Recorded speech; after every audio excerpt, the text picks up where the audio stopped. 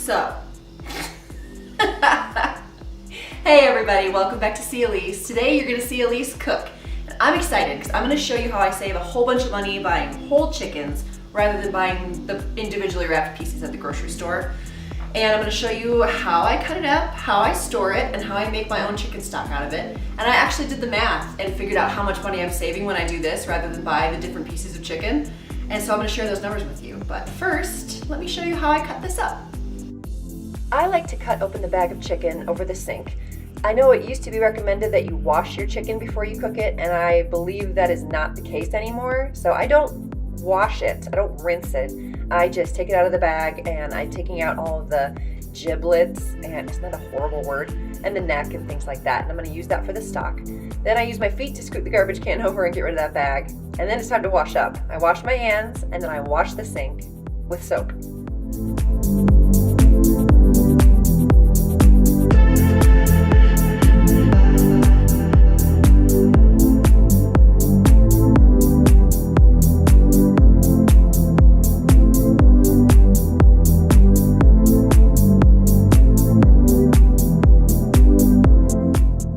Then just for good measure, I use my 7th generation disinfectant spray. I like this stuff because you can spray it on, you don't have to wipe it. So, on to the cutting. I use a red cutting board exclusively for meat. So you want to find the center breastbone on the chicken. It's right there in the middle, in between the two breasts. So I like to slowly cut through the skin, and then you want to put your knife just to the right of that breastbone and cut straight down.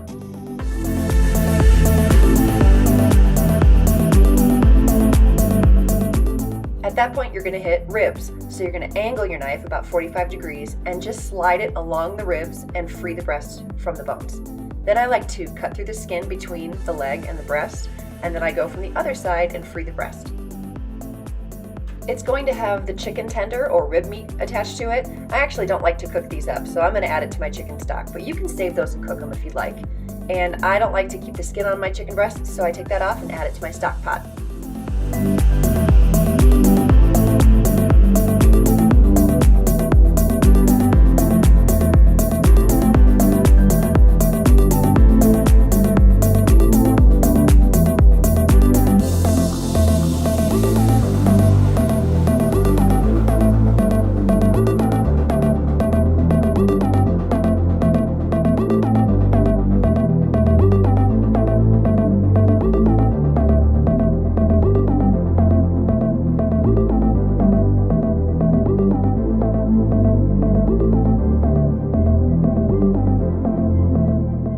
For the leg and thigh, I like to loosen up the skin just a little bit.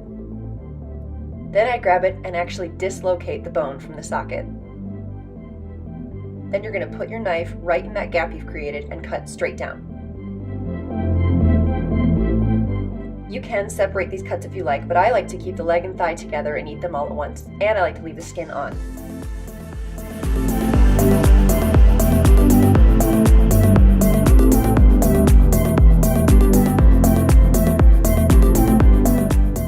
For the wing, I like to dislocate the bone and then put your knife in the gap and cut straight down again. Then you have a wingette, a drumette, and a wingtip. Feel for the space, cut straight down to cut the wingtip off, and add it to your stock pot. Then I dislocate the bone, put my knife in the space, and cut straight down again. If you want to see me do this a whole bunch, I have a buffalo chicken wings video where I cut a whole bunch of wings apart.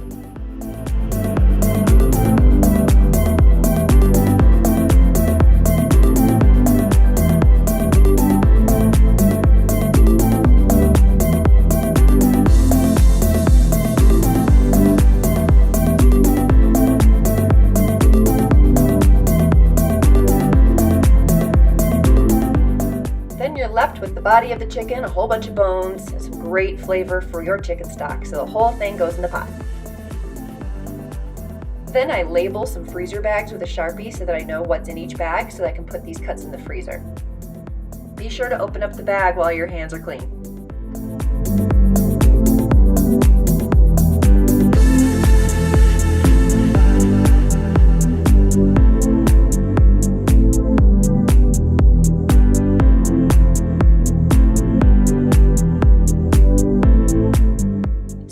Now on to how I make my chicken stock.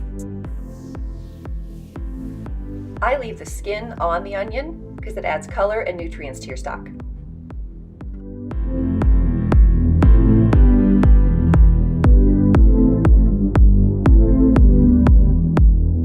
I use the whole leafy middle of my bunch of celery. The leaves actually have so much more flavor and nutrients compared to just the regular celery stalks, but then I add in 2 extra celery stalks.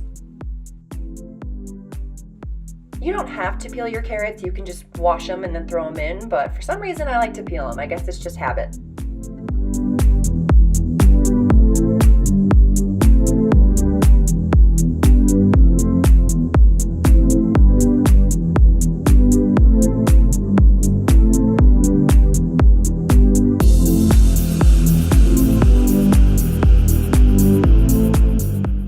Salt addict, so I did do a whole tablespoon, but you could do less if you'd like.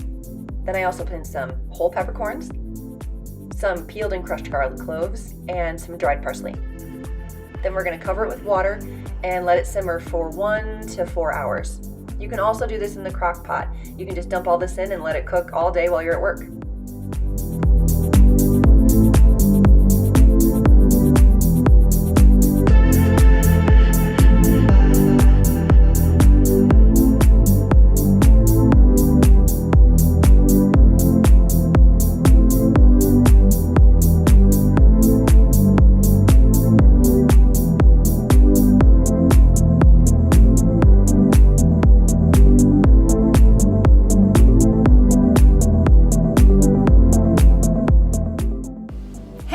Okay, so I'm all done with my chicken stock, and I ended up getting about 8 cups. And so I actually did the math to see how much money I saved here. So the chicken that I got was $10.79. Normally those organic free-range chickens at my store are right around $13, and they were on sale, so I bought 2, and 1 still in the freezer. So $10.79 for all of that is pretty great. I did use some carrots and some celery and some onions, and I compared that to the price they are at the grocery store and calculated how much I used and how much that would cost. So I spent $2.60 on carrots, celery, and onions to make my stock, in addition to the chicken bones. And I got 8 cups. Now I do keep these in my pantry just in case I'm out. One of these is 1 cup, 8 ounces, and those cost $1.24 at my store. So if I were to buy 8 of these, that's $9.92. So already I saved a bunch of money there. Let's say I bought 2 chicken breasts in the styrofoam plate wrapped in saran wrap. At my store, to get the same brand and same quality, it's $10.26 for 2 breasts. So I paid $10.79 for the whole chicken. 2 organic legs would cost $2.74. 2 organic thighs would be $2.76.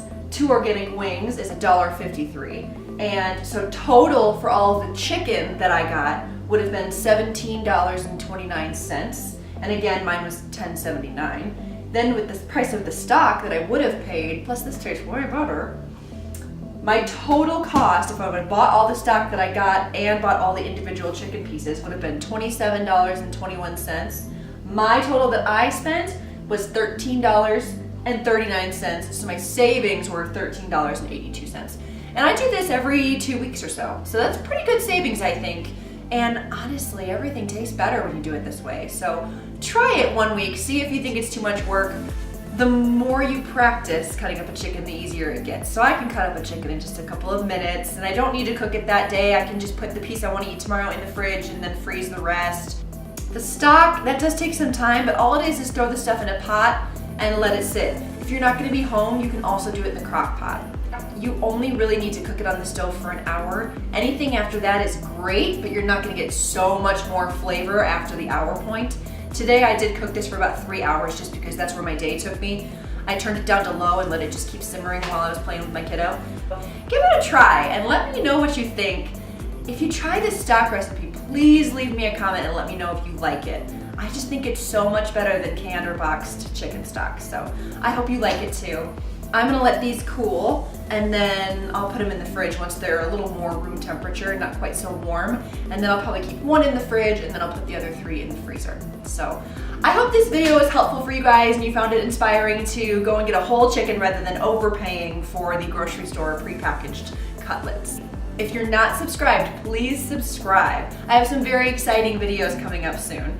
And so hit that subscribe button and hit that little bell so that you get alerted when my new videos come out. I will see you guys next time. Thanks again. Bye.